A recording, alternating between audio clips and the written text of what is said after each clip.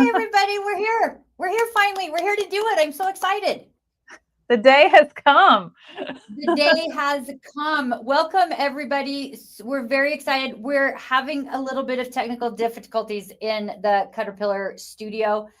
So we have this weird extra angle, and I'm just going to tell you it's my fault, I think. I'm sorry for it. I'm not sure exactly what happened. I could hook up the audio, but I couldn't hook up the microphone to our setup today for some reason. So we have to have a second camera here so I can have audio from somewhere so y'all can hear me and I can hear Bethany. But we're just rolling anyway, with it. We're just rolling with it. So hello, everybody. I'm Melody. I am in Salt Lake City, Utah at the Caterpillar Studios.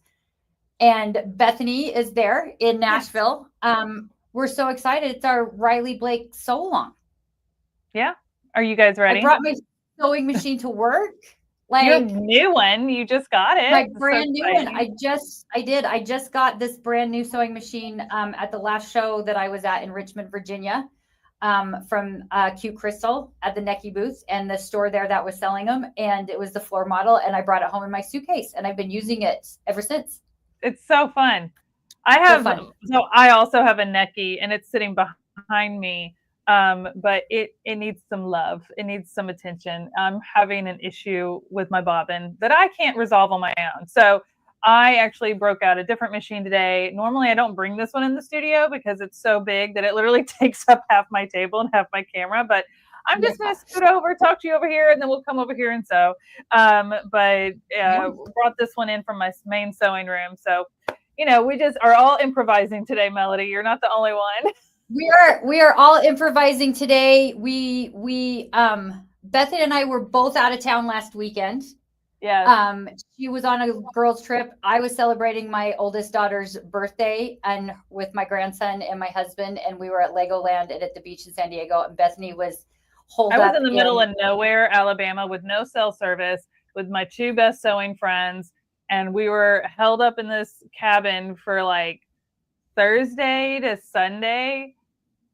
And I think I made a blanket for my son that he wanted. I made 3 quilt tops, completed 3 quilt tops. And then I attempted, I should say, I made the binding for a scrappy binding for another quilt I'm going to finish. And then I attempted to use this machine. It's also an embroidery machine to quilt one of my bigger quilts, but it's like a queen size. And it was too much weight for the hoop. And I was having tension issues because of that. So I decided to. You tried took that machine with you? You took that machine with you? Mm-hmm. Did you drive? Yes.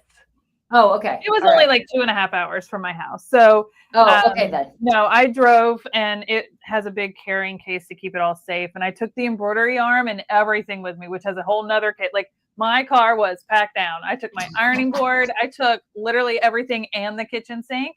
But we were there. We didn't leave. We just had the best time. It was so much fun. We sewed from 9 a.m. to like 10, 11 p.m., 12 p.m. every night. Like it was just the best. And just what I needed. Amazing.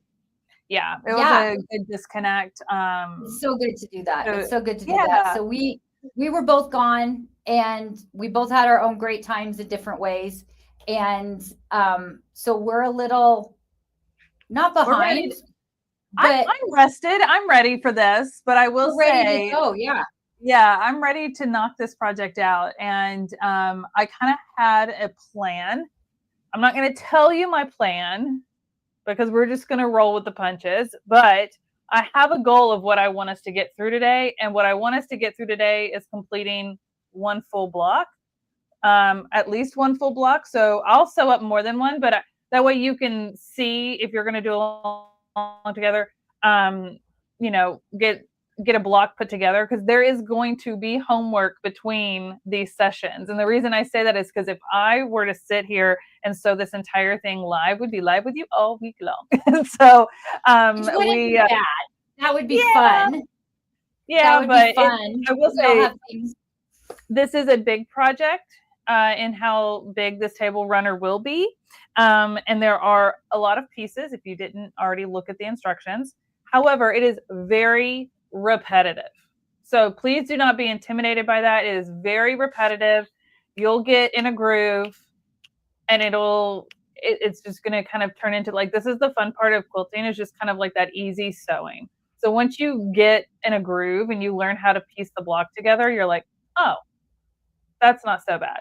And then, so my goal today is to get us to the point where we have made one full block. Look how cute these are. That is so cute. One. I've got two. Now I want to be fully transparent. I'm going to give you my best tips for perfect points, but I can tell you right now, my points are never 100% perfect. Sometimes I get lucky and they are, and sometimes 3 out of 4 are. And you know what? We're going for completion, not perfection. We are learning, and we're all going to give ourselves some grace, myself included. You know what? I think completion is a great goal. So Bethany, let's start. Let me just say something before you really dive in. Yeah. We've got some deals for you guys this week. We have some deals this week. So Bethany has chosen her favorite products for Caterpillar that she uses all the time when she's doing products like this, when she's doing projects like this. And those are all on sale for 10% off on the website this week. So no code needed, and I've got it scrolling through the bottom of the screen. And those products, I picked 4. Melody said I could pick 4. Or I think she originally said 3, and I said, well, I'm picking 4. So that means the swivel, which you're going to see me use all of these products during this project. So the swivel is one. The flip and fold cutting mat, the 36, the smaller one. The clamp light and the flex light are all 10% off this week only, no code needed. Okay. So if you don't have any of those items and you feel like after watching our sew along, you're like, okay, that would make this a lot easier and more efficient and safer and faster, then this is a great time to take advantage of that. But we have a second deal that we're doing. And I don't think we've ever done this before. We really haven't. We have this second deal because these are Bethany's like all-time kind of favorite items. Yes. And she ran out of space there with her giant machine and her flip and fold out and her swivel sitting right there. So I've got the other deal in front of me. So what we've got this week, you do need a code for this one. So use the coupon code Sew with Bethany. You can get the tempered glass mat for free if you get the Glow Ultra light board. Now, the Glow Ultra light board is our biggest board. It is not rechargeable. We've had a little bit of confusion lately with some people emailing into support about which ones are rechargeable and which ones are not. The Ultra, with it as big as it is and how many lights it has, it always has to be plugged in. But it is 19 by 26 in size. And the cutting mat on there comes all the way to the edge and covers the entire board, which is phenomenal. On my Ultra right now, I have an additional mat. This is not the mat that comes with it, but I started cutting some of my pieces today, Bethany, so that I could get ahead a little bit. And I've been cutting them on this mat that does not have the grid because I've been using my ruler to measure. And I went through, Bethany, I did all of my, you're going to be so proud of me. I did all of these today. All of these. There's a lot. All of them, because I was able to go so fast on the light. So I cut all of those today on the light with my ruler. The mat covers the whole entire board. So you can trace on it, you can cut on it, you can do all those things on it. And then you would get the tempered glass mat for free. Now the glass mat, it's so good, and it pairs so well with the Ultra, which is why I said, Melody, I want to pick some smaller like favorite things and put those at like 10% off, but I want to do like a buy this, get this free. And I just felt like these two are like a match made in heaven. It makes like the ultimate like craft sew quilt applique setup. So you can like put the mat on the glass mat on one side, you still have your cutting mat on the other side, and it all is lit up from your Ultra light board. So you can like cut and press all at the same time, which is the thing what Bethany said. That's the thing that's so cool about the glass mat is it will take the heat of your iron. So you can iron on top of your light, and it helps so much with what you're doing. And I'm just super excited. So if you want to take advantage of that, with the code, make sure both of those items are in your cart, and then use the code and you will get the tempered glass for free. Which is amazing. Like, treat yourself. We're going to be set up for success. And again, my favorite things, if you need to write these down, the 4 things that are 10% off this week only is the swivel, the flip and fold 36, the clamp light, and the flex light. No code needed. So you can add those and get an extra 10% off on those as well. Yes. But you will need a code to get the tempered glass mat free with purchase of the ultra light board. So there we go. You ready to dive into this? I think Bethany, let's tell everybody, if you're okay with it, because this is on you after this. This is totally on you. Like, what chunks of things are we doing for each of our sew-alongs?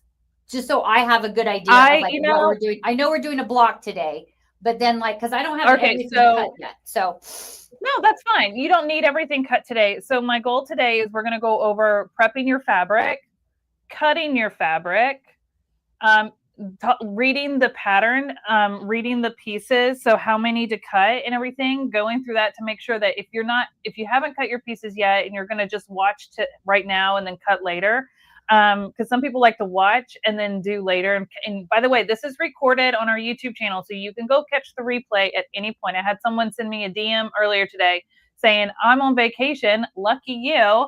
And she's like, can I do this in August instead? I've already got my kit. And I said, absolutely. The replay will always be here for you. So we're going to go through some stuff today, but you will absolutely be able to watch this replay so that you can take these tips when you are ready to sit down and sew and cut and do all of this. So we're going to talk about fabric prep. We're going to talk about cutting, tips for cutting, how to cut and what to cut.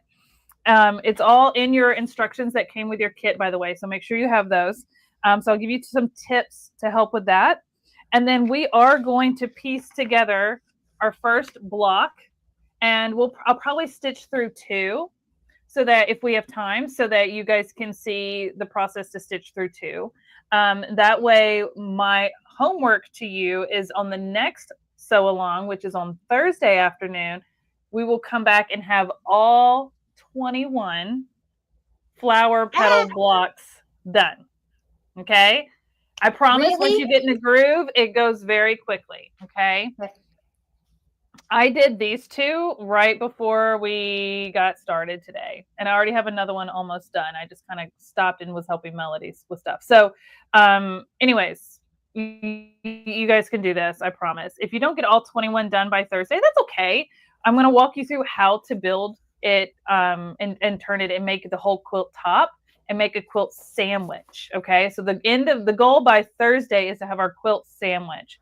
Then next Tuesday, we'll come back. So you'll have the weekend to get caught up if you need to. Next weekend, we'll come back and we will quilt it and bind it. Yay. Once we're done quilting and binding, we're done. And that's the plan. Okay. Now, if something pops up and we need to do more, we can, but I want you guys to feel really comfortable and confident, and I'm going to share as many tips as I possibly can. And if you have questions, please put them in the chat, because I want you to feel like you have everything you need to, once this is over and you watch the replay, you can do this on your own. I have all the faith in the world. Let's think about it this way. And someone said, progress over perfection. Jenny is 100% correct. We are taking it 1 stitch at a time. We are only going to be using a straight stitch. So this is going to go very smoothly. So we're going to talk about setting up your space, what you need, all of that kind of stuff. So let's talk about what comes in the kit. Right. Obviously, you have your instructions.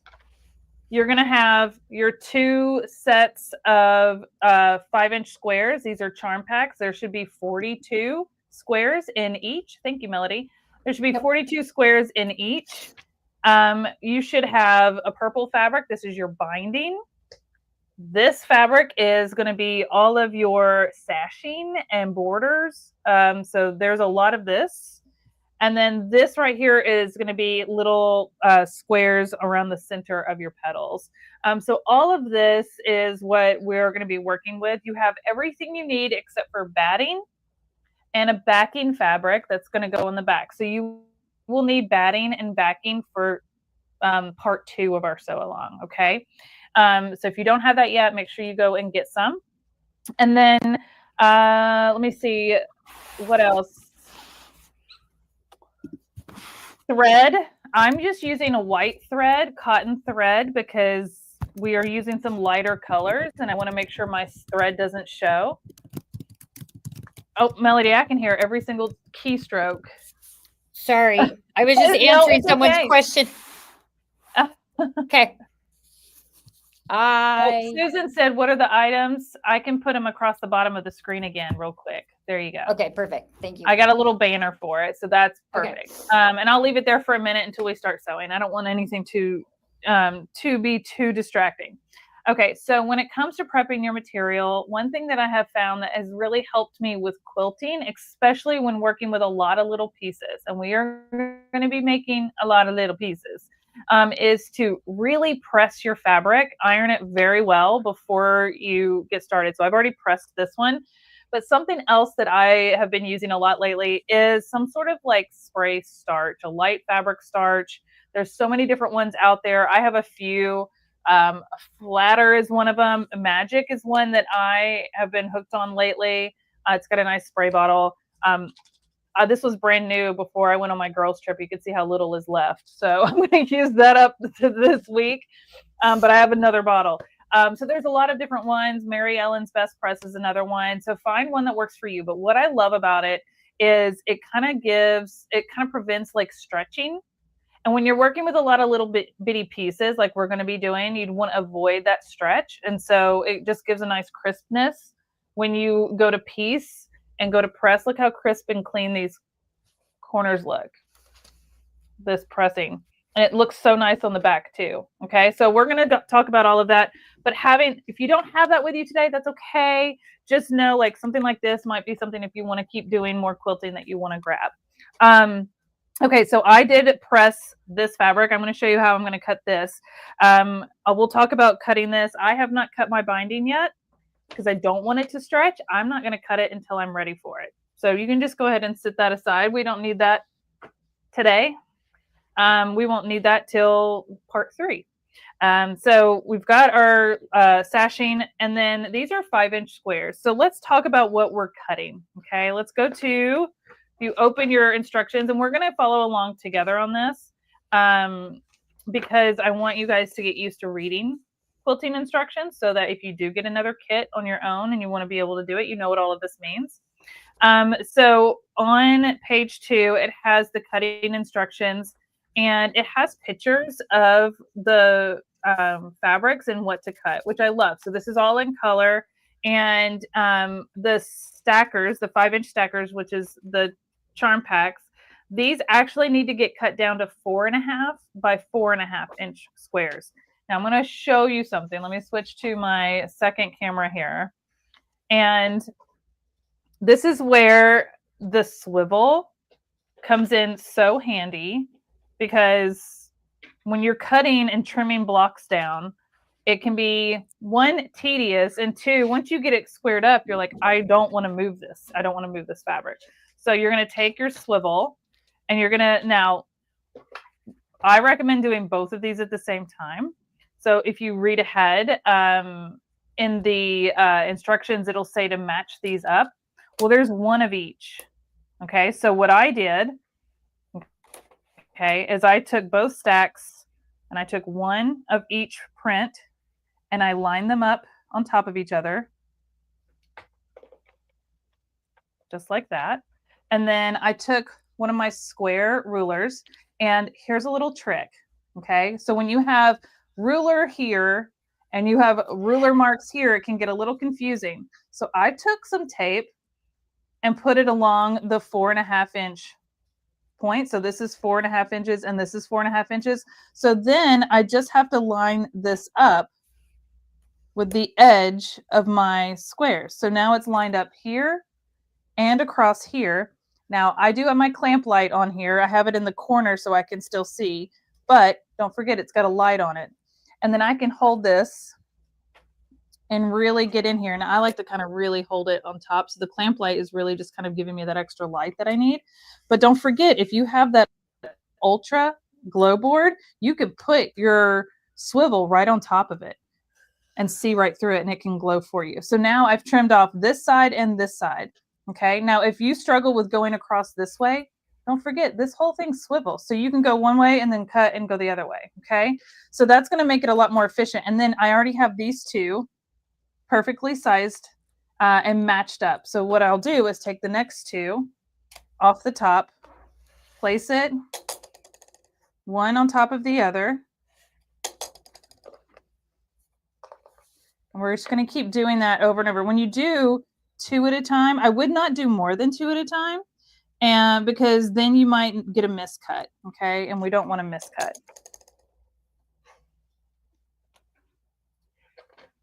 So I cut all of my 1 pack and not my 2nd pack yet. You're going to need to cut your 2nd pack because we're going to match them up in pairs, okay? And so then what I did is I had all the time. It's okay. So I cut this set, these 2 down, and then I cut these in. I just stagger them. So that way I know as I'm going through them, they're done. I'm setting them off to the side. And you're just going to keep working through your stack 2 at a time, one off the, like matching them up. We're just cutting out a step to not have to match them up later because we're doing it. And then we're cutting 2 at a time. And that's perfectly fine. Now, I really struggle with cutting sitting down. I prefer to stand while I cut. I'm with you there. But I'm going to do it sitting down today. All right. So again, I'm just going to keep working through these. Now, real quick, once you get all of yours cut, then you're going to want to pair 2 pairs up. So you're going to want to pair this with this, and you can mix and match these however you want. You can look at the picture on the front and try to match them how they have them matched if you want, but it's really on some of these kind of hard to tell which print is which because they're so tiny and it's a digital image. But just lay them out and just pair them up however you want. I mean, at the end of the day, they're all going to be in the same quilted table runner. So you just want to match 2 together, and they don't even have to match. Like I have, like they don't have to be matchy-matchy. They're in the same color tones, but like I have these 2 together, right? Like there's no rhyme or reason, but there's 2 of these and there's 2 of these, and I'm putting them together, okay? And the reason we're doing that is because we're going to use 2 sets. So there's 2 blues here and there's 2 of this purple print. We're going to use these 2 sets to make 1 block. And I'll show you what I mean by that. Hold on. I got too much stuff in this small space. Yeah, this is a very small space. So here's 2 sets, and we're going to use 2 sets to make 1 flower petal block. Okay. So we had a quick question. Do you remember off the top of your head how much backing that we need for this when we get to that part? I'm pretty sure it says it in here, and I don't want to misquote. I think it said 3.5, but I don't know for sure either. I think it's on the back cover. 2 1/3 yards backing fabric of your choice. It says 1/3. I would just say 2.5. Yeah. I always get a little extra, especially if you want to quilt it in a different way, which we will talk about. But I will probably pull out 2.5 yards of backing fabric to do that. And then you'll need about the same for batting. Depending on the width of your batting, you probably for these types of projects, batting, like you can use what you need and then cut it down and save the rest for other projects. So yeah, it says 2 1/3. Okay. I always get a little extra. And a lot of places won't cut at the third anyways. A lot of places will cut at a 1/2 yard anyway. So whatever you want, but it's on the back. That's what's going to be touching the table with the pretty side up. So if you've got some scrap fabric, as long as it's like not like going to show through, which it shouldn't because we're quilting it, but you know, it really doesn't matter what's on the back at the end of the day. That's the side that nobody's going to see, especially a table runner that's laying flat on a table. If it was like a quilt, it's a little different because it's getting used, but table runner lays flat. So, all right. So we've got any other questions real quick? I don't think so. Okay. So I'm going to set these aside. Other than yes, Jenny, I'm going to be, I was thinking, Jenny said that I could be super go rebel and not let any of them match on my blocks. And listen, if my ADHD would let me do that, I would so rather do that because I cut it the way I cut it. But now I'm thinking about it and I'm not going to be okay with that. So I'm going back to do it. I'm doing them. I'm doing them right now. Yeah, like you could really mix it up where it's all 4 squares are different, but Yeah. I think to kind of get like that structured petal look, that's like 2 and 2. Again, Yeah, I don't think I could let you myself. can do it however you want, but they do need to be cut down to 4.5 by 4.5 inch squares. Which we were talking about this in our company meeting last week. And this is lovely and we're very excited about it, but I don't know why they couldn't have just made it 5 by 5. Yeah. Yeah. That's just me. I don't know either. That's just me. This table runner would have been huge, by the way, if we had done that. Someone said, Karen, taping the ruler off is genius, by the way. It is the way that I can guarantee that I'm not going to miscut by accidentally doing like 4 1/4 instead of 4 1/2, because my ruler, the one that I'm using, has a lot of lines, has a lot. Yeah. And I was like, oh, this is driving me nuts. And so then I was like, I'm going to tape it off. This is actually embroidery tape. So it's not like regular masking tape. So it comes off easy and doesn't leave my ruler sticky. But you could use like washi tape or something like that. But taping it off does make it go a lot faster too. Yes, there are, Lindell, there are 4.5 by 4.5 size rulers that you could use as well. That'd be great. Yeah, it's just not everybody has a ruler in every exact size that you need to cut. This is actually a 8-inch ruler, and I use it I don't have any ruler smaller than this, and it works great in square wise. All right, so we used our rotary cutter. Don't forget it's 10% off right now because it's one of my favorites. It is, but I'm going to sit it down here for a second because I'm going to show you another ruler. Now, we were just talking about like not everybody needs a bunch of rulers to do the same thing, and you could absolutely use a traditional like ruler for these strips that we're going to cut with this green fabric. But I have a ruler that when I am quilting and having to cut strips or binding or tiny squares, like all of these 1.5 inch squares that we have to cut for this project, I have a ruler that looks like this. Melody, have you ever seen one of these? Yes. At the shows, I have. And it's got slots in it.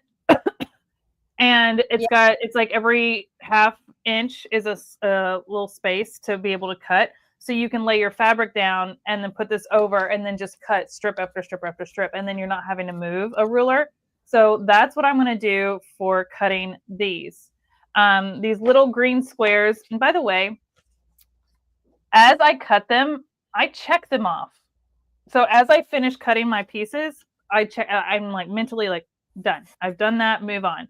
So for the Lagoon Bee Dots Rose flower, this teal flower, we are going to cut 4 strips that are the width of fabric. So WOF in here stands for width of fabric. That's selvage to selvage, okay? So we need 4 strips that are the width of the fabric by 1.5 inches. And then we're going to take the strips and cut them down into 1.5 inch squares. So it just kind of makes it a little faster and easier.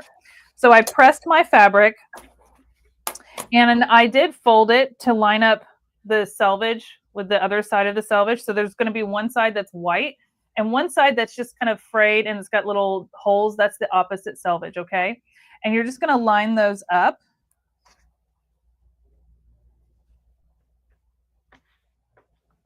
So do you're probably going to tell us this in a second and I'm jumping the gun. Do you cut No, go ahead. You fold that in half to go with the fabric? I actually fold it twice because I want it to fit under my stripology ruler. Okay. But that's what I did. I don't have a stripology, but that's what I did. I like to make sure that I did it right. Yeah, so here, let me actually change my camera angle real quick. Because what I did, and I'm going to move this off to the side real quick. I folded it twice. So it's folded in half and then it's folded in half again. All right. And like these edges aren't perfectly squared up, and I need them to be, because that's the thing about quilting, is you do need to be pretty precise. So I like to square up one side, usually the right side, because I'm right-handed. But if you're left-handed, you can square up the left side. But I like to cut right to left. And so what I'm going to do is square up this side. And when I'm folding over several layers, I like to use a bigger rotary cutter than my tiny one that I was using just a minute ago. See the difference? So that way I'm able to get through all these layers, and I am going to stand up. I like to apply pressure. All right, so I love those big giant. I love those big giant ones. Well, this is just a 45. Yeah, I love the 45s. Yeah, and they make like a 60, I think, or something, 65. That's even bigger. But I just cut off the tiniest bit to square up that edge, okay? And then I'm going to take this ruler away. And I'm going to use my Stripology ruler. And I'm not going to move my fabric, but this first, let me see if I can do this. This first little opening right here is going to line up with that edge that I just squared up, that edge right there. Okay. So it lines up there, and I'm actually going to, there you go. So you can see a little better. So it lines up here, and what's cool about this ruler is it's got little slots every 1/2 inch. And so I'm just going to count over. Here's 1 inch, 1.5. So it has them marked like the inch mark and the 1/2 inch mark. So I need these to be 1.5 inches. And there's like an opening right here. I know it's hard to see, but there's an opening here. And I'm just going to have to do a little math. Not really. I mean, you're just following like the ruler, but you're not having to move your ruler, which is what's so cool. Excuse me. I love that. So I'm going to put my rotary cutter right into that little opening, and I'm just going to straight across. Sometimes if you need to change your rotary blade, you may want to pass twice, but I felt like I got right through it. And this is I'm cutting right on top of my flip and fold cutting mat. So it's squared up with my cutting mat and my ruler all together. So I did the 1.5, and then I'm just going to go over another 1.5 and cut another strip. Okay. So I was here. Now I'm going to go over another 1.5 inches and cut another strip. And then I'm going to do it again. Now, it says we only need 4 strips. So you could save this extra if you want, or you can cut them in case you want some extras as backup. It's totally up to you. But I've done, let's see here. I've done the 4 strips, and that were the width of the fabric. So I'm actually done with those 4 strips. So I'm going to take away my extra. So you do have some extra, which is always nice that they give you a little extra. And now what I'm going to do is turn my Stripology ruler in the other direction. Now there is a fold on this side. Okay, because I folded my fabric. So I do need to cut that little fold off. So I'm not going to line this first groove up with that edge. I'm going to just be right inside that edge because I need to cut that fold off. But I'll still get plenty of squares, so don't worry. And I'm going to come around my table so I can cut from this side. And I'm just going to do the same thing. So I'm going to cut that little edge off, and then I'm going to go over 1.5 inches. And I'm going to go over 1.5 inches. I feel like I need to do that one again. Yeah. Sometimes you can just tell when it didn't catch all the fabric. You can totally tell. Yeah. That I'm learning. I can totally tell if I didn't get all the way through. Yeah. And that's usually a sign that it's time to change the rotary blade.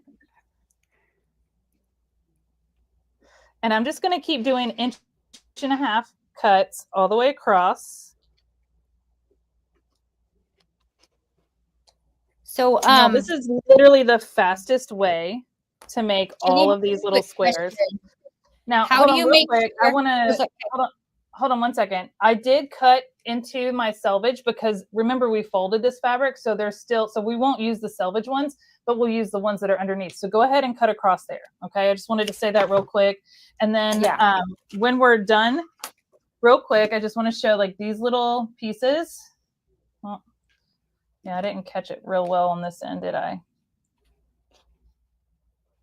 After all that sewing I did last week on my girls' trip, I clearly need a new blade, and I should have swapped it out before today, but that's okay.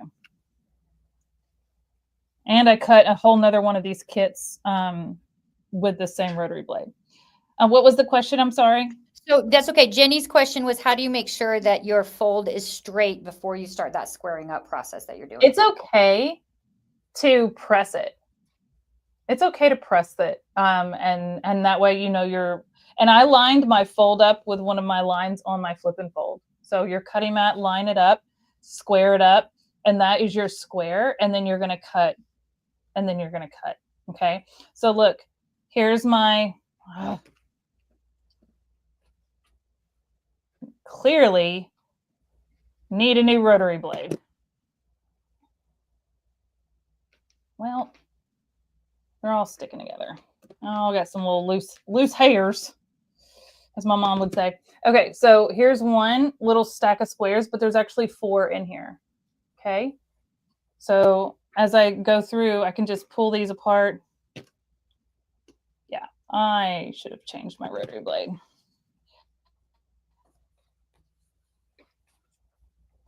Now, when I get to these, I'm going to take these top 2 off because they've got the selvage, but I can keep these bottom 2. Okay, so I'm just going to toss the little selvage ones. I don't need those, but I've got all the others. Now, if you do not have a Stripology ruler, that's fine. You can absolutely use a normal ruler, okay? I recommend using something like this that's got a nice like grippy on the back. This, like the Stripology does too, so that way it's not sliding around. That way, you know, maybe even do one that's a little bigger that you can put your clamp light on and have more stability. But go cut always square up your first edge, cut, and then turn your ruler and cut this way. So you would just kind of cut, and you would move your ruler. You want to move it carefully. You don't want to slide it because then you're going to shift your fabric. You want to just pick it up and place it, pick it up and place it. So squaring up your fabric with your cutting mat, your flip and fold, is the first part. And then you're just moving your ruler and lining up your ruler with the lines on your mat. And that's how you're going to get these little tiny squares. Okay.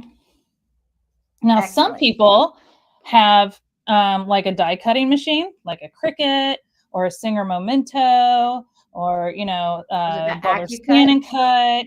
And you can absolutely, there's a lot of people, or you can use the AccuQuilt. So there's a lot of people that when they do a lot of quilting, they like to use those kind of devices to not have to manually cut all these little pieces. But this, when you do it like this and you fold your fabric over, it goes really quickly. It's not bad. It's even easier when your rotary blade is sharp. So look at this little stack of little squares. And that just took us a few minutes to do. And I mean, when I do it by myself, like it's like wham, bam. Thank you, ma'am. There we go. So look, I can toss these top 2. Look, I've got more than I need right here. And that just took us a second. You're going to do that same process with the other 1.5-inch squares that you have to cut with the white, the creamy fabric, the creamy purple fabric. Okay, you're going to need some of those. So in total, you're going to need 105 of these. When I cut, because when I did the other, I have 2 kits. So when I cut the other ones in advance, I cut like 2 extra strips, and I just did the whole fabric with these, and it was way more than I needed. So I have extra, which is great. So you can cut the whole thing or you don't have to. So we've got these. And then for the creamy fabric, you're going to cut a few different things, okay? And again, all of this, can you guys see this? All of this is listed here, and you see my little check marks. I start at the top and I go in order. I didn't put a check mark next to this purple one because why? I haven't cut my binding yet. I like to do that right before I need it because I don't want it to stretch out.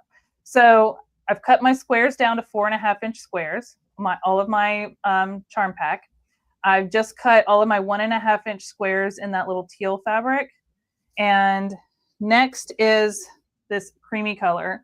and we're going to cut a few different things. And one thing that I like that they do is they say, cut this and then turn it into these. Cut this and then turn it into these. So it makes it a little easier. So let me explain what that means.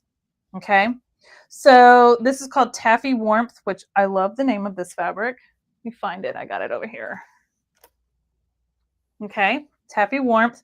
You're going to give this a really good press. Really good press. And then you're going to fold it just like we did the teal fabric, selvage to selvage. I showed you how to cut the teal because it was small enough to get on camera. I'm not going to show you how to cut all of these because it's the same process. Selvage to selvage is how you're going to fold it. And then that's going to make your width of fabric. But you saw with the teal, I folded it again so it would all fit on my table and under the ruler and I could get one clean cut. Okay. So do that. Fold it a couple times if you need to. Just make sure it's folding in the same direction, selvage to selvage. And then you're going to cut 6 strips that are 3.5 inches wide by the width of the fabric. Okay. And you're going to sew those together. You're going to sew all 6 of those together. And what that's going to do is this is creating the border that we're going to add on Thursday. And so I've already cut all of these or sewn them together and cut them. But I'm going to show you what that looks like real quick. Let me find one that's sewn. Okay. So you're going to sew all 6 of those strips together and I sewed them. Some people like to sew things at the diagonal. You absolutely can. But I wanted this to be kind of a minimal notice thing and not be super obvious because this is the border all the way around. Is I sewed them right sides together, straight across, 1/4 inch.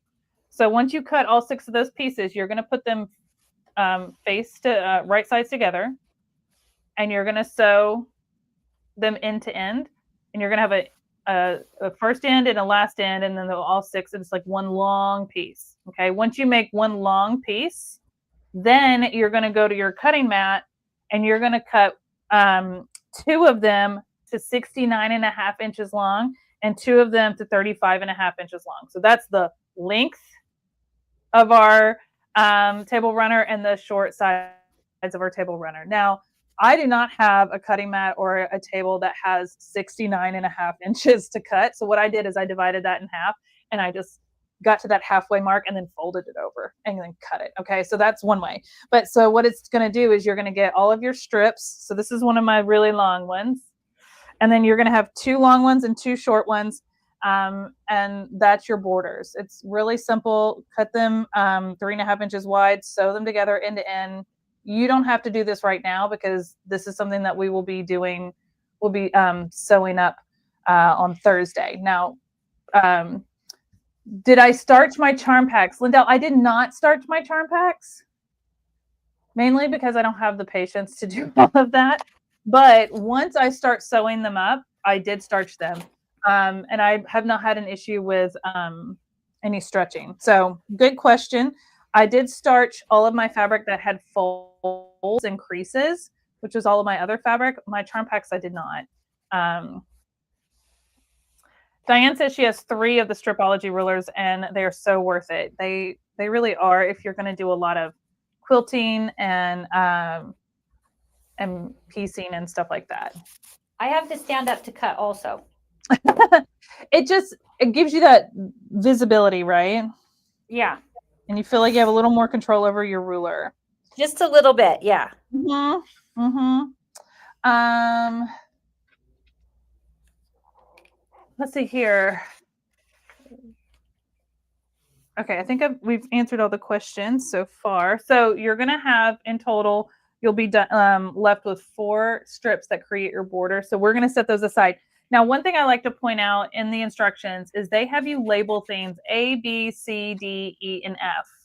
And how I do that is with a Post-it and a pen. Okay, so grab some Post-its or a piece of paper, and your A stack is all of your 4.5 inch charm pack squares.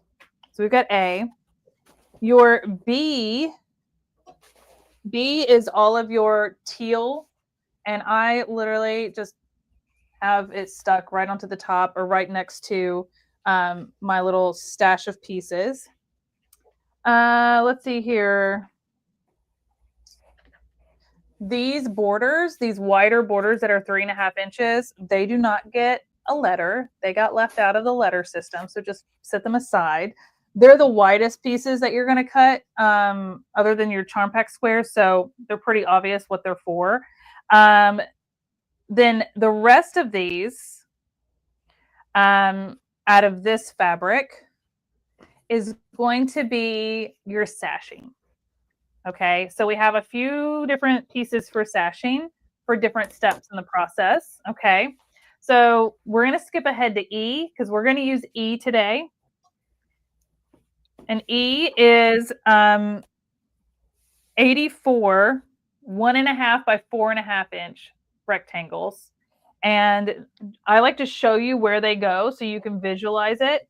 So that's the sashing that goes between these petals. Do you see that? That's those little pieces that helps us make the block, okay?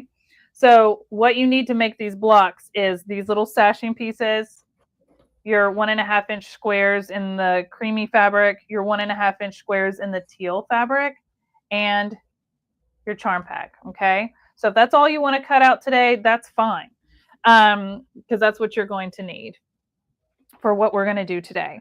Now, after you did your borders, your wider pieces, the 3.5 inch, then the rest of this fabric is going to get cut into 24 1.5 inch by width of fabric. So how you had it folded to do the 3.5 inches, leave it folded like that, set those aside, and then go ahead and cut 1.5 inch strips by width of fabric, just like we did for the teal. Because that's how we're going to get all these other pieces. That's how you're going to get, you do the same thing for these 1.5 inch creamy squares. You need quite a few of those, but they come together very quickly. You're going to need 84 of the 1.5 by 4.5 to make the blocks. Okay. Then the last two, C and D, those are, a couple of them are 29.5 and like 6 of them, and then 14 or 9.5. That is the sashing between the blocks. So we have sashing in the block, and then we will have sashing between the blocks as well. So lots of sashing. Okay. And it's called sashing because they're little thin strips that kind of frame the blocks and borders.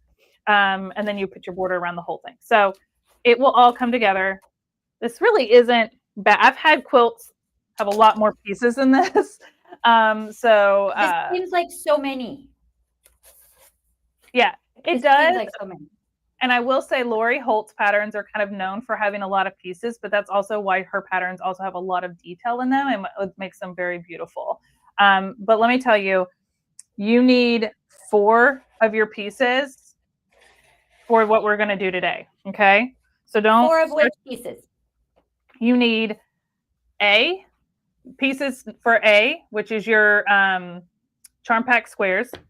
You need B, which is your 1.5 inch squares in the teal. And you don't need all of them right this second. We're going to just cut a few. Okay. You're going to need F, which is the creamy fabric, which I have a sticker for that one too. I label them all. And then you're going to need E, which is the 1.5 by 4.5. Okay. That's what you need to make a block. C and D you can cut later. Your borders you can cut later. Your binding you can cut later. Okay. Just make sure you have them cut before Thursday's sew along. All right. Now, Melody, are you in a place where you have enough pieces cut to make one block? I'm almost there. Okay. Go for it. I'm almost there. All right, so on your sewing machine, you're going to want a 1/4 inch piecing foot. If you don't have a 1/4 inch piecing foot for your machine, that's fine. But there is typically a marking on your plate, your needle plate, that will have a 1/4 inch marking. If not, you're going to want to find that with a ruler and maybe put some washi tape or something there to mark where your 1/4 inch is. Because when you're doing quilting, it's all in 1/4 inches, okay? So we want to make sure that we're using the right seam allowance so that it all comes together and is the right size and all of our pieces match up. So 1/4 inch seam allowance. And you're going to use a straight stitch The typical stitch length for piecing is 2.5 millimeters, which is typically the default stitch length on, I would say, almost all machines. For the straight stitch, for when you first turn on your machine, if you have a computerized machine, it's typically going to default to a straight stitch at 2.5 millimeters. If you're using a mechanical machine, just make sure you've got your stitch length at 2.5 or 2.5 millimeters. And then make sure your needle is in the center needle position. If you're on a mechanical machine, the stitch width will adjust your needle position. So you want to make sure it's in the center needle position so you're getting that exact 1/4 inch seam allowance. If you're using a 1/4 inch piecing foot, you'll notice that it just has a single hole in the middle for your needle. And that's because it's a straight stitch only foot. So let me actually switch over to this camera real quick. See if I can get that to focus. It's so shiny under all of my studio lights. All right, there you go. So there's a single hole right here. That's the needle hole. So you cannot use this foot with a zigzag. It'll break your needle and mess up your foot. So make sure you're on a straight stitch in the center needle position so that your needle goes right through that center hole. And all of these markings help me with 1/4 inch, but this is what it looks like when I'm looking at it.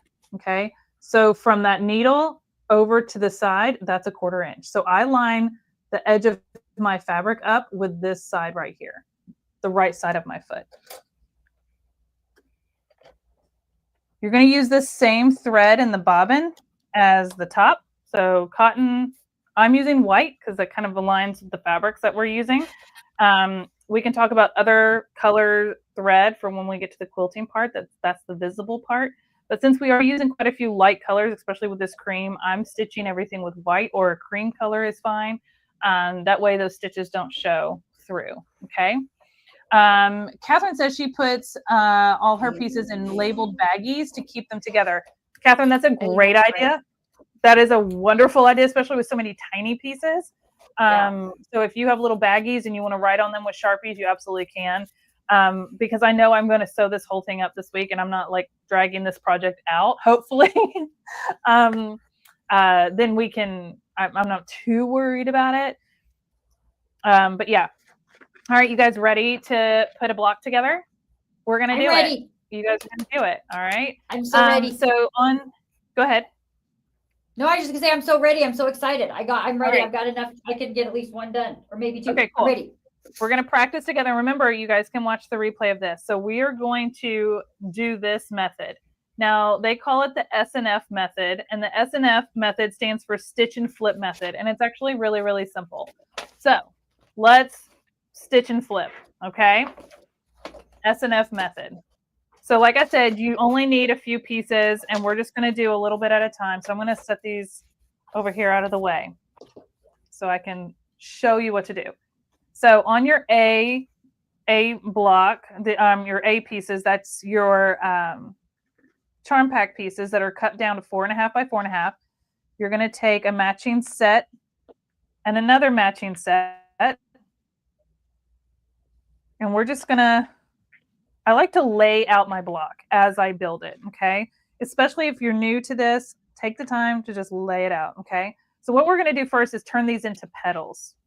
So what you're going to need to turn these into petals is each block is going to get 1 teal and 2 creamy tiny squares, okay? These are the 1.5 inch. So each one of these is going to get 3 little pieces, okay? Each whole block or each square? Each square. Okay. Each one of these squares is going to get 3 little pieces, okay? So there's 3. And I just like to, I'm just going to put them so that they each have what they need. And then I'm going to show you where they go. And I'm going to do it upside down so it's facing you the right way. So let's hope I don't get myself backwards. Okay. So each one of my pieces has 3 little squares. Okay. And this is all going to come together and make that block. Okay. But we need to turn these into little petals first. So in the bottom right, sorry, I have to look, bottom right corner of your square, you're going to take that teal and put it right sides together. So face down, because these are face up. So face down, right sides together, and put it in that corner. Okay. So your teal goes in the bottom right corner. And that's going to be the same on all of these. You know what, Bethany? I think this is the method of that one quilt that I told you I've started working on. I think this is kind of what I've been doing for that. Does that sound right? Probably. Okay. All right, so I've got the teal in the bottom right corner of all 4 of my big squares. These little cream ones, one is going to go in the bottom left, and one is going to go in the top right. This corner, this top left, gets no square. It gets left out. It does not get to play the game. And you're going to do that same thing on all of these.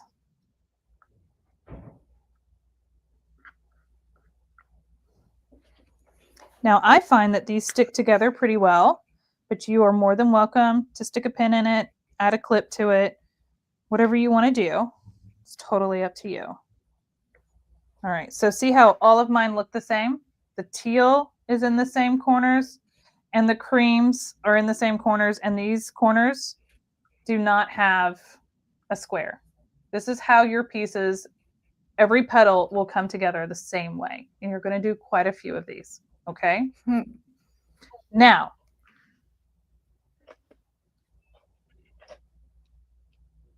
are we ready to move on? Yeah. LB said she got tied up and she's late to the party. No worries. Just keep watching, take notes, ask questions. But this is recorded, so once the live is over, you can go back and watch the whole replay, okay? Don't worry. We are just now getting into the sewing parts. We were just talking about cutting and prepping material anyway, so you'll have plenty to catch up on. Okay, so what we're going to do is we're going to sew all of these pieces down corner to corner, but we want to make sure that we're going corner to corner from edge of fabric to edge of fabric. We don't want to go this way because that puts us right into the middle of our square, and that's not going to do what we need it to do. We want to go corner to corner from one edge of the square to the other edge of the square. And we're going to do that for all of these, okay? Now, if you're new to this, what I recommend doing is taking a ruler and a marking pin, a fabric pin. I'm using a friction pin because it goes away with heat from an iron. You could use a washable pin, whatever you want to use. But you can draw that line if it makes it easier for you to know where to follow so you don't accidentally stitch the wrong direction, okay? Once you get going and you do a few of these, you're probably going to be like, I probably don't need to draw this line every time. And if you want to save time and not do that, you can. But you can draw a line. Whoop! Picked up my little piece there. All right. So feel free to draw lines if you want. It's totally up to you. These do go away with heat. And you're going to stitch from edge to edge, corner to corner across that line, okay, on all 3 of these little squares. And you're going to do it on all 4 of these pieces, okay? You do not need to back stitch. You just start at the edge and go all the way across, and we're going to just get to stitching, okay? Any questions, just let me know, but I'm going to switch over to my machine, and I'm just going to go to town. I'm scared. I'm going to go in. You've got this.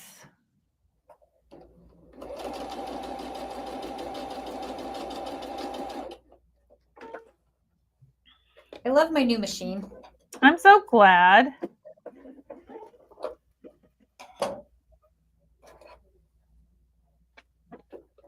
And you know it's got a scissor snip button on the front, right?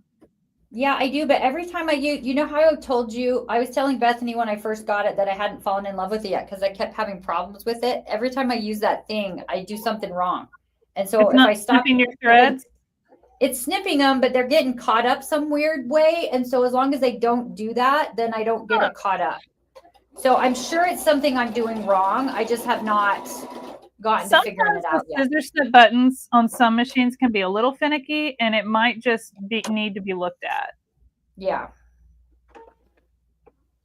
I'm okay doing it my old school way. I was kind of excited it was there, but also I wasn't having good luck with it. So I'm like, it's fine. I'll just do it the way I know. There's also on this one, there's a little cutter on the edge too.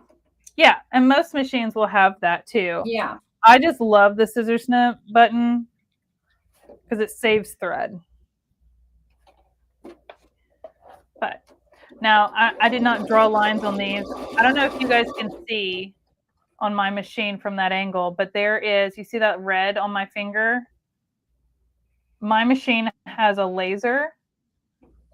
And so that's why I don't draw the lines, because I just turn on my little stitch guide. It feels like cheating. I think it's cheating a tiny bit, but not a lot. Yeah, I mean, you can buy these types of devices that will attach to your machine if yours doesn't have that. If you ever want to get something like that, if you plan on doing a lot of quilting, those little laser attachments are really nice.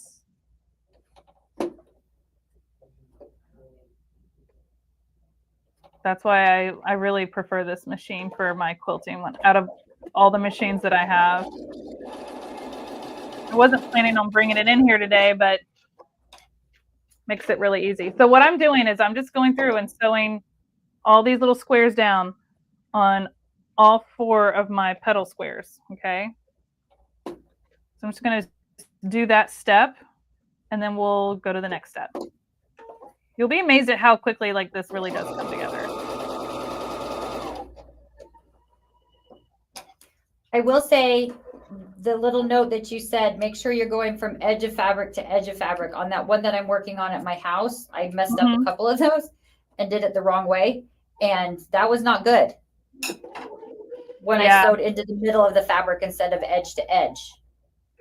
And I mean, you can seam rip it out, but when you do that with these teeny tiny pieces, you tend to get a lot of fraying on the edges. So if you cut extras of these, this is the reason why.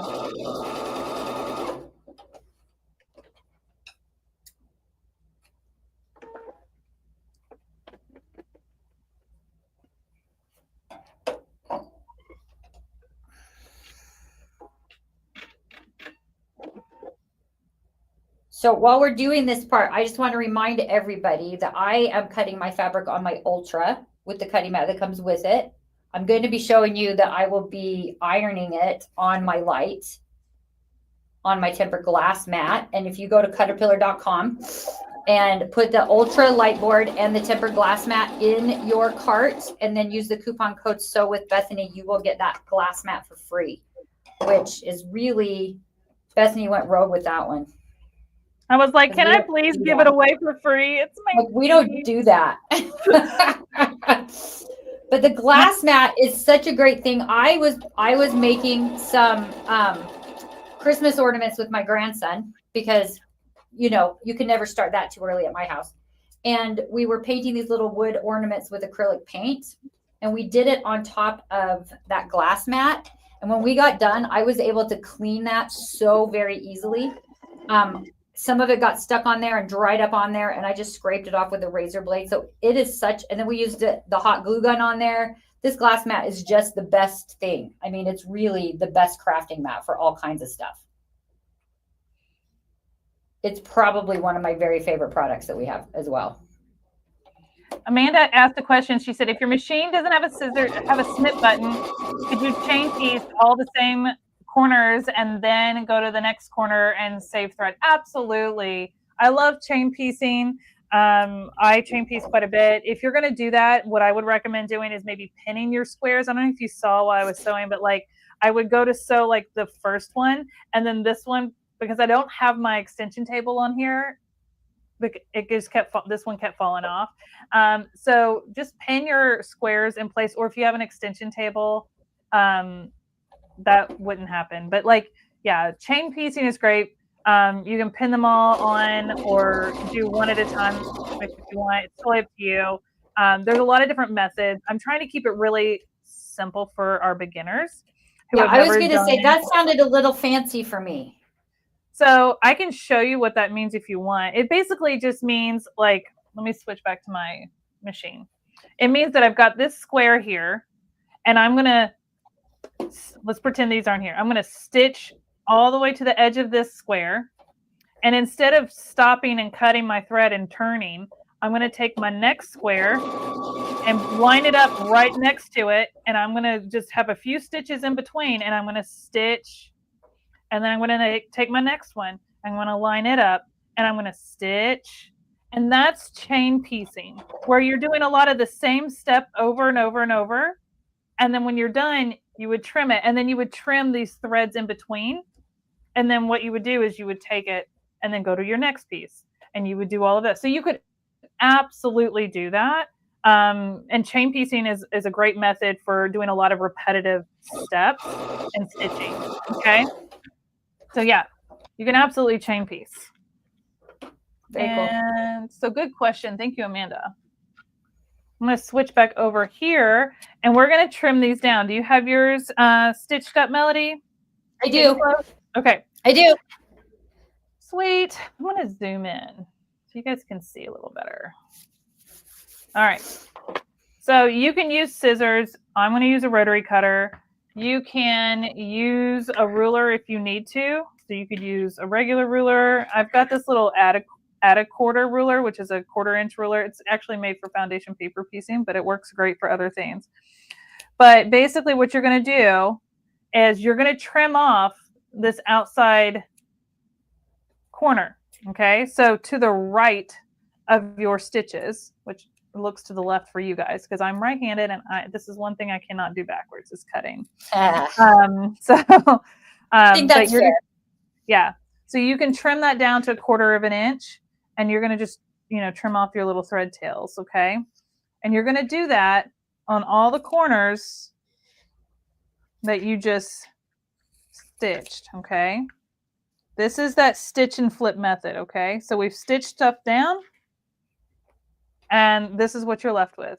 This little piece with your corners snipped. And this is the flip. So we stitch, we trim, and then we flip. And see how this is going to flip out and give you that petal shape? Okay, so tell me which direction you are pressing your seams to then. Great question. I pressed my seams to the bigger square. So I tucked them under. Okay. So so what I did is I folded it over, and I put my iron here in this corner, and I pressed into the big square, and it made my seam allowance go under the big square. I will typically, 2 rules for me, and this, everybody's got preferences. Okay. But I will typically press my seam allowance to the dark side, the darker fabric, so it doesn't show through when you can. Okay.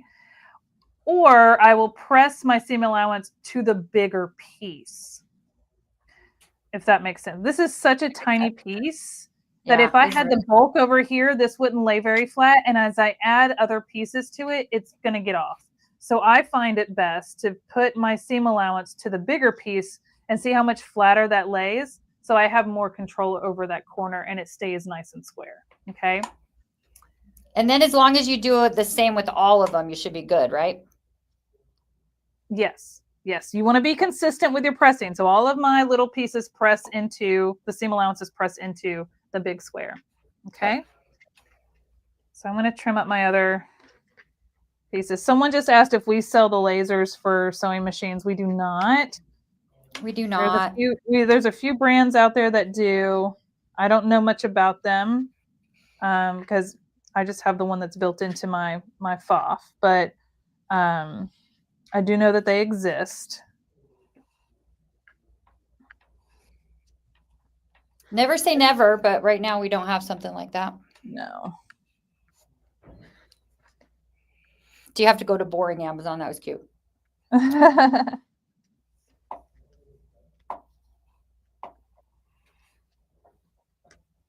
Now, when you go to press, remember how I talked about liquid starch, spray starch for your, this is the time to start using that as you're building your blocks. Okay. So I just want everyone to notice that I'm ironing on my light board. Yes. Hold on. Let me make your screen the bigger one while you do that, because my ironing is over here on this corner. Because I have my tempered glass mat on top of the cutting mat, on top of the Ultra. So I can pull this back and forth, and I can set this mat on top of my light, on top of the cutting mat. And because of the way this glass mat works, it does not transfer down. And don't anyone look too close at how crooked I sewed, but I love that I can just iron right on top of here, and I can see so much better what I'm doing with this light coming from below instead of above. There's no overhead shadows in the way. It's all lit from below where I'm working. It's so lovely. I do love pressing on that. You get such a crisp press. You really do. Now, just if you guys are doing this, don't use steam. If you need steam, don't do it on the glass mat.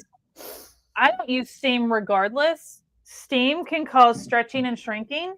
Yeah. So even with my little Aliso craft iron or my bigger Aliso iron, I never put water in them. I don't use steam. I use my spray starch. So I kind of lightly press this, and it's kind of there, but I'm going to spray it, press it again, and it'll be crispy, but not too crispy. We don't want like stiff work shirt crispy. Right. This stuff is actually made for quilters and quilting. See, now it's nice and flat. I really like it. I'm actually, Melody, you're going to laugh at me because I can get a little nerdy sometimes, and this is one of those moments. So I actually recently bought I think 6 different types of fabric starches that are kind of popular for sewing and quilting and stuff. And I bought all of them, and I'm going to do an experiment. And I'm going to test them all and compare and do a whole hypothesis and document it all and measure any shrinkage, any stretching, all of it. That's good. I'm going to get real nerdy about it. Yeah. Because and again, at the end of the day, you've got to figure out what you like and what you prefer. Right. And you don't know till you try them. So I just thought, and I think there's different types for different times and projects too. But I like one that's pretty heavy on the starch when I'm doing jelly roll rugs, but that's a rug. I need it to lay super flat and be really durable. And that's a little different than something else, So anyways, I'm going to press these last few corners, and then we'll talk about how to build the block. Okay. And this is the last little bit. And then you're just going to repeat this 21 times. But honestly, I turn on some music, I turn on a podcast, I turn on an audiobook. If you need a podcast, you can listen to mine called The Social Hour, SEWCIAL. It comes that we just had a new episode come out today, but we have a new episode every Tuesday. You can watch it on YouTube, or you can listen to it on Apple or Spotify or wherever you get your podcasts. But it's just a sewing podcast, and me and my friend Audra do it, and it's a lot of fun, and we talk about all different types of sewing. And so if you need something to listen to while you're building 21 blocks, that's a good one.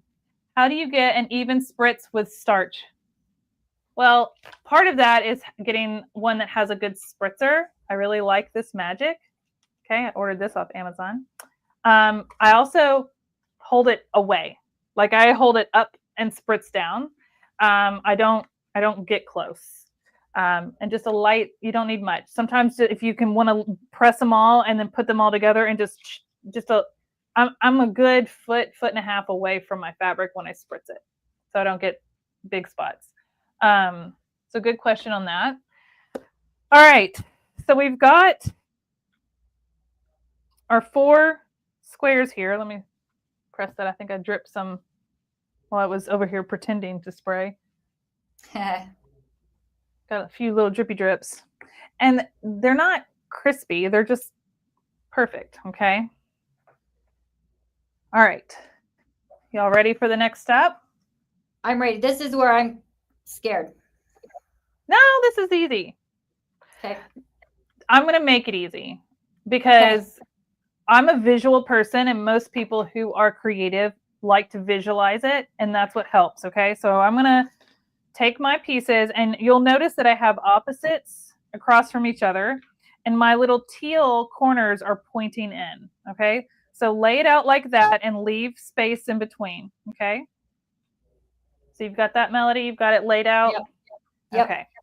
Yep. You're going to need one more little teal piece that's going to go right in the center. One more little teal square. And then you're going to need 4 of the 1.5 by 4.5 inch rectangles. And that's going to go here, here, right in between. It's going to fill those gaps. Now do you see the block? Yes. Coming together? So once we stitch it together, it'll look like this. Okay? So that's what we're going for. So we've got the teal square in the middle, and we've got like the plus sign, right? It's just a plus sign in all of our blocks, and these are opposite of each other. Again, someone said earlier, you don't even have to do, you could do 4 different ones of these if you want. It's totally up to you, but I'm kind of following the pattern since that's what we're doing. Marcy, thank you. She said she loved my podcast, and today's episode really made her laugh. We had special guests on today's episode, and they are some of my favorite people. So anyways, you've got your 4 blocks, you've got your T and your little square. This is how it's recommended to sew up. And this is how I typically do all of my quilt piecing. I treat it like a book, left to right, top to bottom. Okay. So when I'm building a block, I go that way. When I'm building a quilt, I go that way. I treat it like I read a book, left to right, top to bottom. Okay. So I'm going to start with this top part of my block. And I just need to sew this to this and then this to this. So what I do is I take my first piece and I just flip it over, right sides together, and we're going to sew along here. And then we're going to open that up. So now this is one piece. These 2 have become one. And we're going to take this one, right sides together, and then sew that. And then they'll all be one piece all the way across. Okay, so let's do that first. And that's why I like to keep it in this order, especially when you've got all these pieces, so that you can always come back to it. So we're going to take this center one, flip it over, right sides together, and sew 1/4 inch across. So jumping ahead, when you press that, are you going to press towards the big again?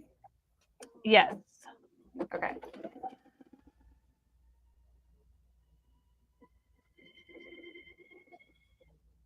But I don't press it until I'm done sewing it up. So you're done with all of the sewing all 4 pieces together, all the pieces all together? Yeah. Just for time. I mean, you can absolutely, like, I'm going to sew these 3 and then I'm going to press them. Oh, right. Yeah. Before I start the next row. Okay. Right. So okay, I'm not going to press now because all I'm doing is opening this up. I don't need it to be pressed. I just need to fold this over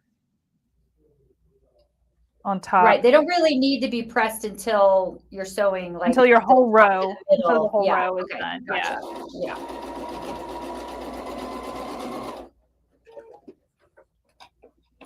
Just time saving. Yeah. I mean, you absolutely could, but you don't have to.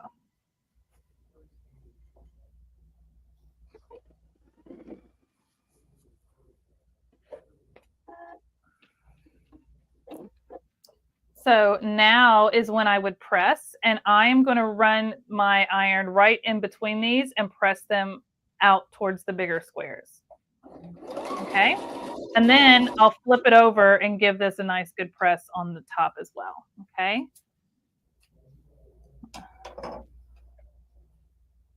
I'm cheating. What are you doing? I'm doing the top row, the middle row, and the bottom row, and then pressing. That's fine.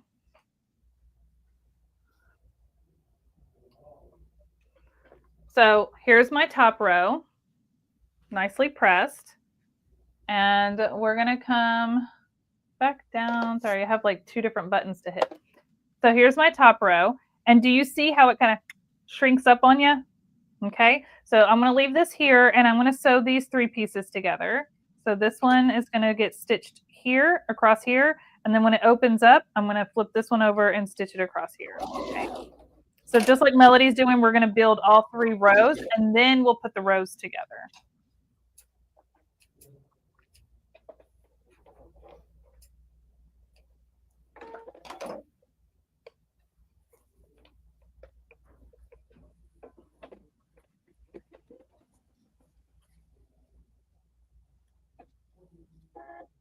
You know how we were joking during our virtual event that we had both in March and in June that we needed to just take time off of our regular work so that we could just make all the fun things? Yeah. That's how I'm feeling. I need to take tomorrow off so I can just do all this. I mean, I consider this work, so yeah, I think you'll be working if you do it. I think I'll be working. Because I mean, there's not anything else we need to do. I know, right? But I got to get it done for Thursday's live anyways. Yeah. So, I Because mean, remind me again, Thursday we're working on. We're going to take all 21 blocks and build the quilt top with all the other sashing pieces and add the borders and make our quilt sandwich if we have time. If we don't have time to make our quilt sandwich, we'll do that on next Tuesday. Okay. I don't want our lives to be 3 hours long. Hey, if we can pretend we're getting regular work done, I'm fine with them being 3 hours long. Right? So Lindell says, do you recommend a walking foot? I recommend a walking foot when we get to the quilting part. It's not necessarily needed for the piecing part, but if you want to use one, you absolutely can. I prefer to use a 1/4 inch piecing foot for while I'm piecing, so I have an easy mark for my 1/4 inch seams. But you see this little gadget on the back of my fob? This is the IDT system, and it is a built-in walking foot. So even though I'm using my 1/4 inch foot, I do have a built-in walking foot, so that does help.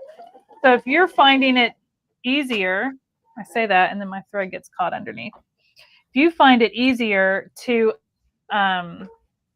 use a walking foot, you absolutely can. You just need to make sure you're still doing a 1/4 inch seam allowance.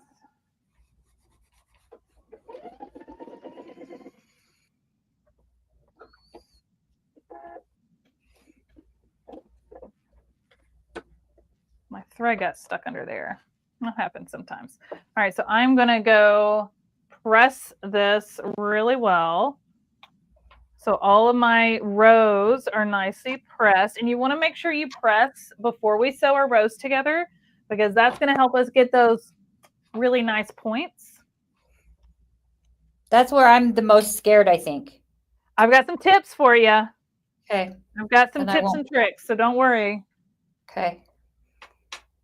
Then I won't cheat again. I'll wait for you. I won't cheat again because I'm just excited that you're doing this with me. I know. I'm so excited to think that I don't know about all of you guys that are joining us. Thank you again for being here. We joke a lot about how I keep buying projects and I keep not finishing projects. That this I'm going to actually be able to get done is so exciting to me. You're on a timeline with my sew along. Yeah. And she has to finish it because then she has to post a picture of it in our Caterpillar Creations Hub Facebook group. Yes.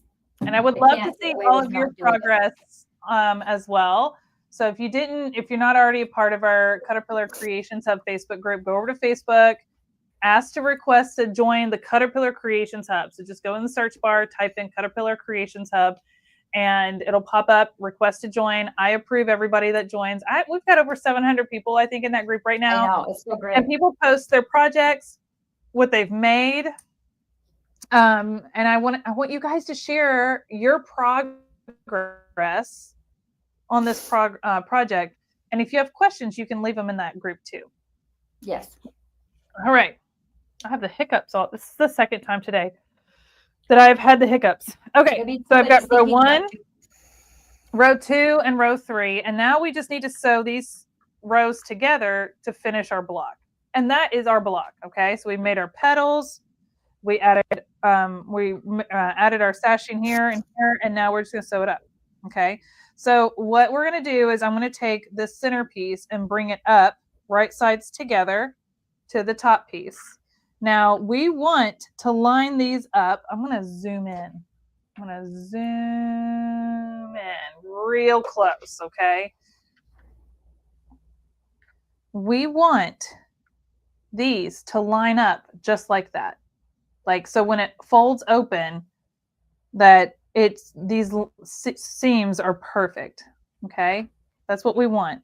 So there's a couple ways to do this. There's the pin method.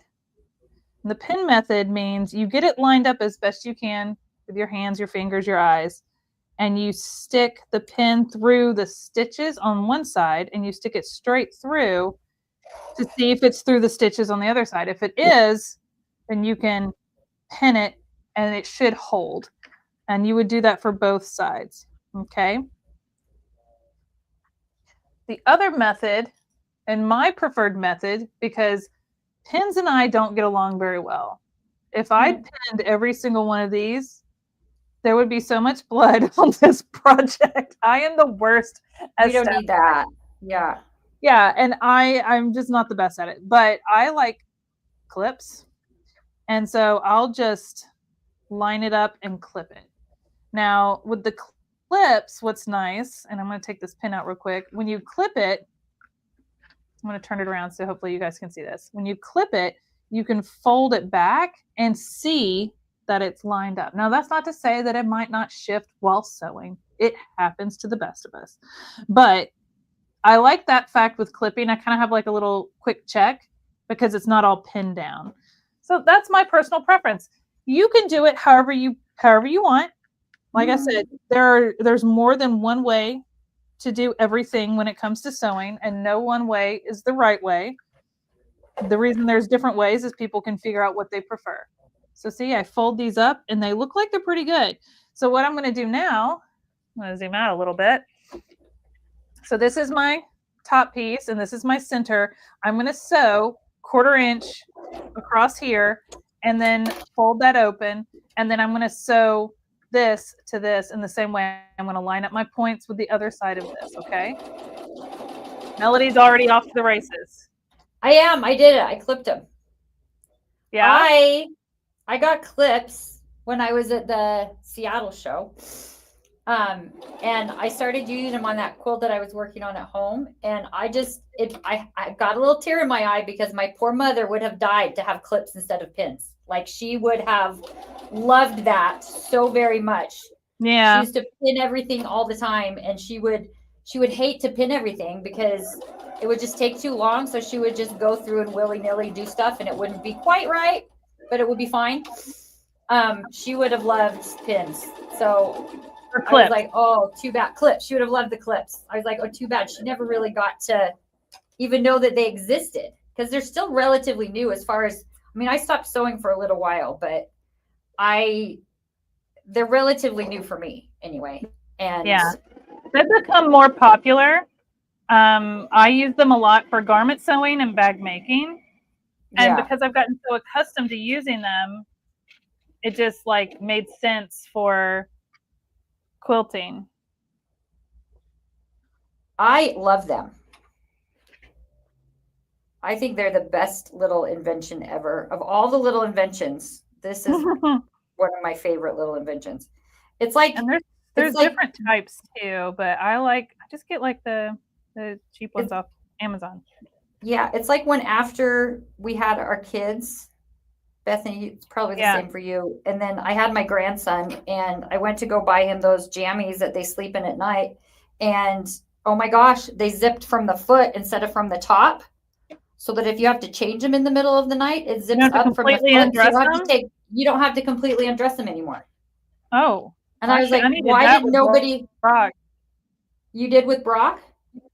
No, I said I needed that with Brock. He loved footed pajamas.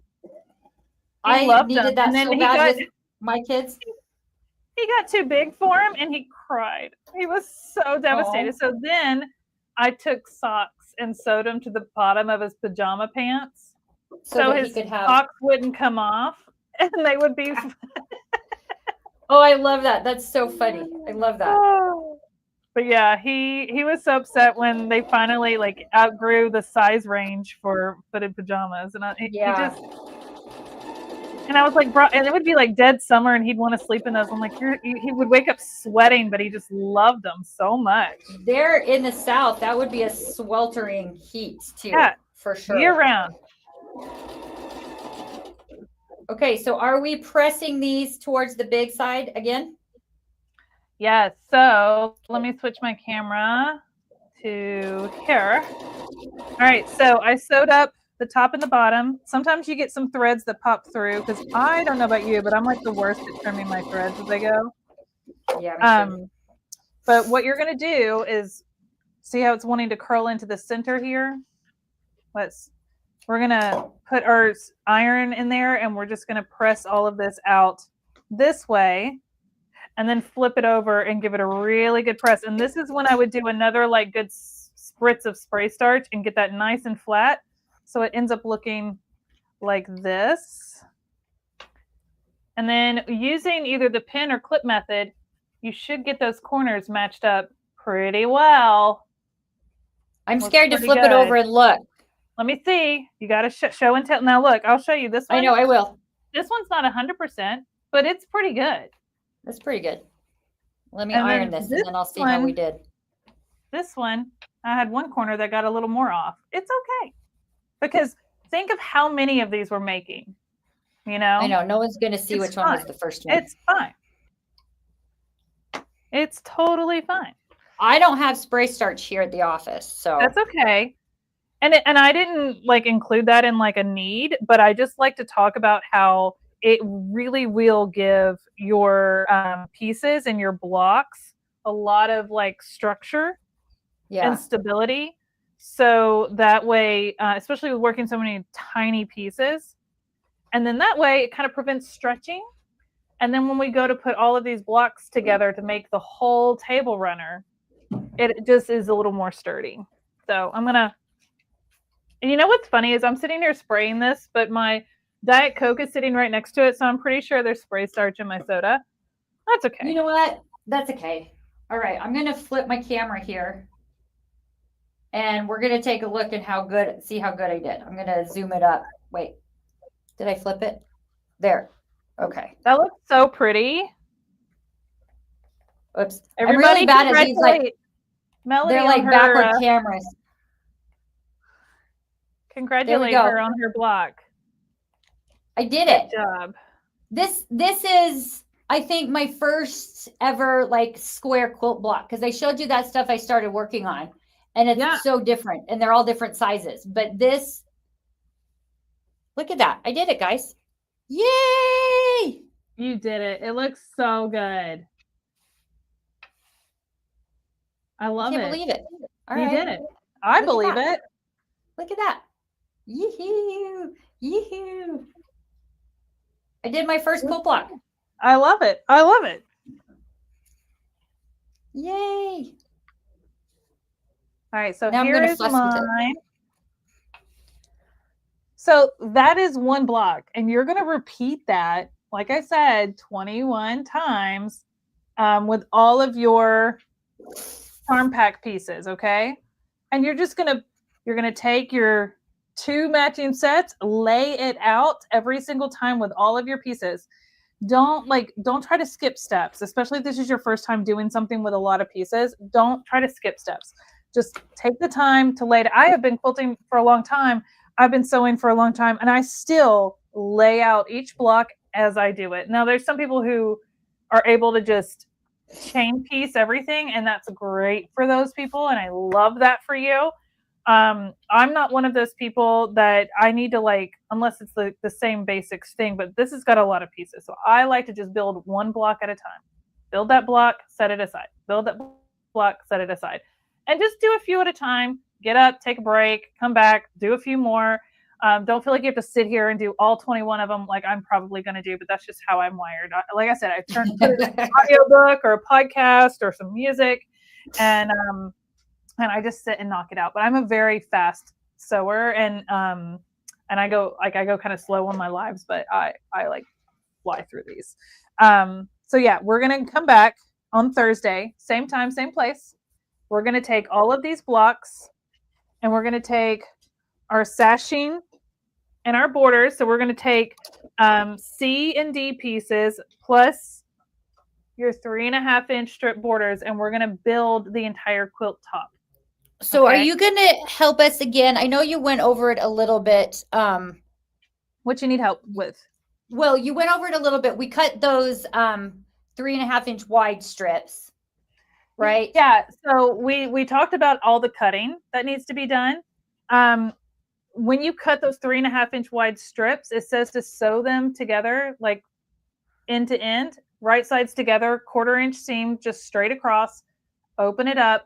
Once you get all 6 of those 3.5 inch wide strips sewn together in one long continuous strip, then it just tells you to cut 2 down to a certain length and the other 2 down to this length. You probably have a little bit left over. Okay.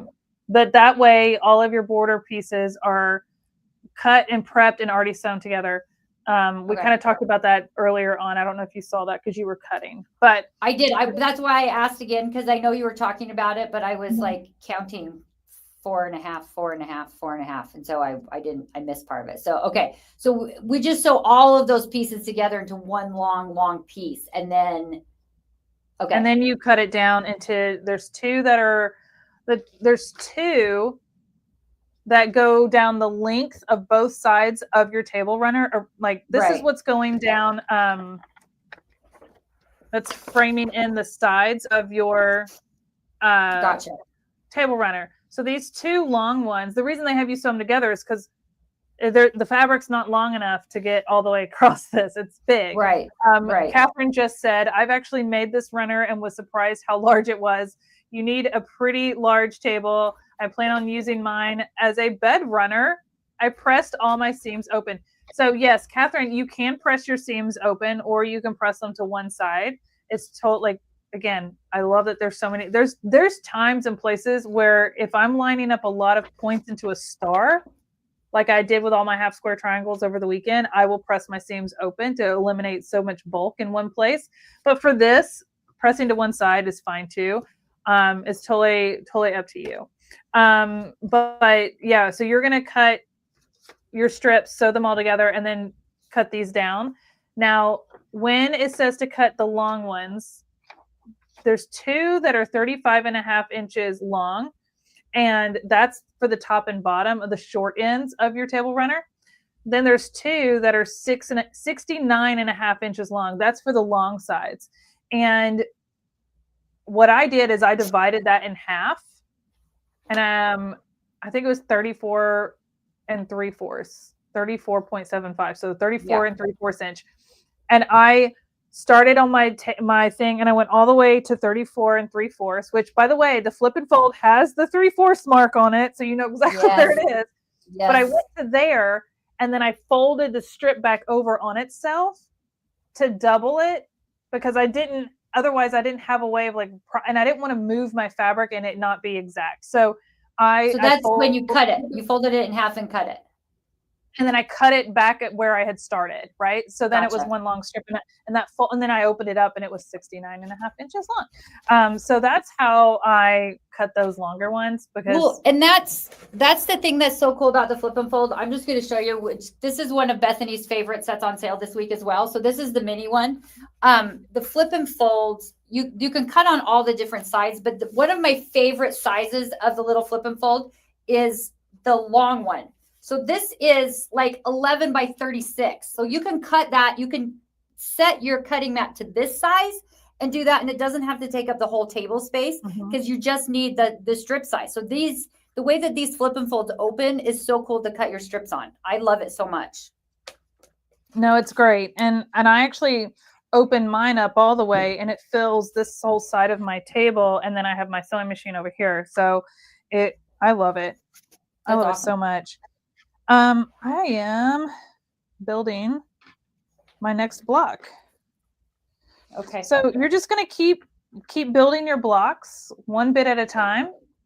And the goal is to have all 21 of your blocks done. If you don't have them done by Thursday, that's okay. Just have a few of them done. And you can get caught up over the weekend. But what I'm going to show you on Thursday is how to take all of these blocks. Okay. We've got to now lay them out into an order and put all of our different sashings between. That's what C and D are in your cut list. C and D is the sashing that goes between all of your blocks. And then we'll add the border, which is that 3.5 inch wide. Okay. So our goal on Thursday is to get the entire quilt top done. Okay. If we have time, I'll show you how to make a quilt sandwich on Thursday as well. So on Tuesday of next week, when we jump in, we can jump right into quilting and then binding. Recommendation for what kind of batting to buy. Louise, that is personal preference. I use an 80-20 blend, Hobbs batting. There are some fusible battings, which fusible battings mean that the batting will fuse to the quilt top, making it really easy to make your quilt sandwich. So that's an option. There is what I prefer to do when I make my quilt sandwich is use basting spray. So if you don't have any basting spray, it's like a temporary kind of adhesive that you can spray on your batting to adhere your quilt top and your backing to make that quilt sandwich so you don't have to pin it. And then it kind of helps eliminate any shifting. So my preferred basting spray is a 505 spray. It's a blue and yellow can. It's like an aerosol. And I find that it doesn't have a strong odor like some of the other basting sprays that are out there, but there's a lot of different ones. So if you are going to be ready to make your quilt sandwich, maybe go get some basting spray. I know like Heat and Bond makes a basting spray as well. Theirs does have a bit of an odor though, so make sure you're using it in a well-ventilated area. And if you are sensitive to that, maybe get one that is odorless, or you can just pin it. That's totally fine too. There's quilting pins. I think I have some. They're safety pins, but they have a bend in them. Let me see if I can switch my camera real quick so you guys can see this. They're safety pins that have a little bit of a bend. They look like a little kidney bean shape. There we go. And what that helps with is bulk, because when you're making your quilt sandwich, it's your quilt top, it's your batting, and your backing all together like a sandwich. And you can pin these together. So that's an option for pins if you want to use pins. It's these kind of safety pins that are, and you can use regular safety pins, but those are actually meant for quilt. They've got something for everything, right? Like that's just. They got something for everything these days. That is for sure. Yeah. And do you need all of these little like special rulers and pens and stuff? No, you don't. So if you don't have those things, you can still make this. You need a sewing machine, you need thread, and you need scissors, and at least like a ruler and a cutting mat. Okay, like that's what you need. I'm just showing you all the other fun gadgets I have that just sometimes make things easier. So Thursday, after we've made all of our quilt blocks, we're going to be using the swivel again to square up our blocks. And that's where this does come in handy. So we're going to be using this on Thursday again, because we want to square them up nice and square before we piece them all together with our sashing. So can't go wrong there. Again, the swivel, the flip and fold, the clamp light that I showed you earlier on my ruler, and the flex light, which I have behind me, are all 10% off, no code needed. And then Melody has the Ultra, which I'm going to show you right here, this Ultra light board and the glass mat together. You can get the glass mat, the tempered glass mat that she was ironing on. You can get that for free if you purchase the Ultra light board. But these two deals, my favorite things, and then the Ultra with the glass board, are only for this week. So through Sunday, that's it. Then we're diving into Christmas in July. Come back for that. That's gonna be super fun.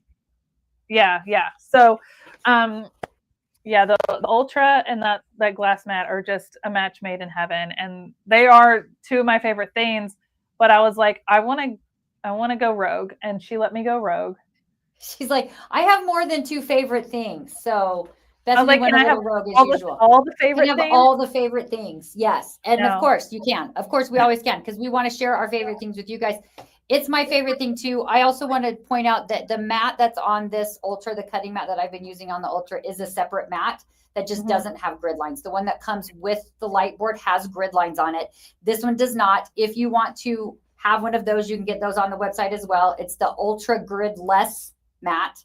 I've been, it's funny because I always used to, before I had a light that I cut on, I always used to use the mat lines to cut. And I know there's people that feel very strongly against that, but that's what I always did. And since I've been cutting on top of my light more recently, I'm just using my ruler lines, because I can go so fast when that light is shining through my ruler and center my fabric on there and cut through stuff so super fast. So yeah. Let's see here. Karen says this was awesome. Thank you, Karen. Great demonstration. Thank you. We're excited. Come back on Thursday. Louise said she's never done anything with batting before. Just make sure, let me see if I don't have any batting in here. Surprisingly, it's all still in my bin from my retreat weekend with my girls. So I'll have to go pull it out. But I use, like, it's a thinner batting. You don't need something thick and fluffy, because this is going on your table, right? This is a table runner. I love the idea of putting it at the end of a bed, like a bed runner, because my table is not 6 feet long. It's like a 4-foot circle. So I may actually put this on my bed. I actually really like that idea. I like that idea a lot too. Britta says, beautiful project. Thank you so much for the great tips and instruction and inspiration. You're very welcome. I hope you guys have found confidence into tackling this. Again, this is available for replay. You can fast forward to the bits that you need. You do not have to get all 21 blocks done by Thursday, but Melody and I are. Yes, we are. Yes, we are. We're going to have them all done by Thursday, so that when you guys come back to join us on Thursday at 2:00 Mountain Time again, that we'll be back here ready to sew them all together. Yeah. And so if you don't have them all done by Thursday, because I know that's a short turnaround, I totally get it. Do what you can, but you'll have all weekend to get caught up, because on Tuesday of next week, it's going to be our last sew along of this series, and we're going to make sure we have our quilt sandwich, and then we're going to quilt it, and I'm going to show you a couple different ways to quilt things and tools to use to make it really easy. And then binding. We're going to show you binding and how to finish it up. And by Tuesday of next week, we will all have beautiful table runners that we can go put on our tables and take pictures of and share in our Facebook group, because I want to see everybody's pretty table runners. I love it. This is our first time doing one of these, like, project kit sew-alongs, and that's this involved, and we're really enjoying it. We hope you guys are enjoying it. If you have any questions, please hop over to the Caterpillar Creations Hub Facebook group. Request to join if you haven't already, and you can drop your questions there if you need help between now and Thursday, or write your questions down and bring them to me on Thursday. Again, this is all recorded. You can watch the replay and just kind of watch and take notes, and then do it at your own leisure. And I hope you guys are enjoying this. Yes, I'm so excited. I've made my first quilt block. I'm ready to roll. I'm excited to keep going. I want to skip our next meeting and just keep sewing. Now, Beverly asked, where can I download the pattern? Beverly, the pattern for this came in the kit. So this was a whole kit that we sell on our website. And, if you do not have the kit, I know we have a few left. We do have a few kits left, you guys. So if you caught the live and you do not have your kit yet, you can still go get one of those on our website. I'm going to drop the link. I'm going to drop the link to the kit real quick so that you guys can see it. And if you don't have it yet, you can go grab it. And then you can always come back and watch. Yeah. Because this will be saved on our YouTube channel, so you're able to go back and watch it whenever. So if you do need the kit, you can still go get that. And the kit includes almost everything you need, Beverly. If you don't yet have it, the only thing that this kit does not include is your backing fabric and the batting. Other than that, all of these pieces, all of the rest of it are included in the kit. So which is great. Everything that you see when it's done on your table is what you get. So binding, all the top fabric, all the pieces, like all of that. You'll need thread, batting, and a backing fabric. And your backing fabric doesn't even have to match because it's going on a table or on a bed, right? Like, so totally fine. I'm probably just going to, I haven't even picked out my backing fabric, if that tells you anything. I'm pretty sure it's probably just going to be whatever I have a little extra on a bolt somewhere. So we'll see what I end up with. But this is our longest live we've ever done, other than our event. Other than our events, Other than our event. But I'm glad that we took the time, and I appreciate you guys hanging in there, because I wanted to go and do this. And I'm glad, Melody, I really appreciate you joining us and sewing along with me, so that I'm not going too fast, and I love this. We're able to do it together and answer your questions. Because it's sometimes it's hard, right? We're not in a classroom. You can't hear what everybody's sewing machines are doing. So I'm grateful that you let me join you, that I could do it along with you, and we could kind of keep track of each other doing it.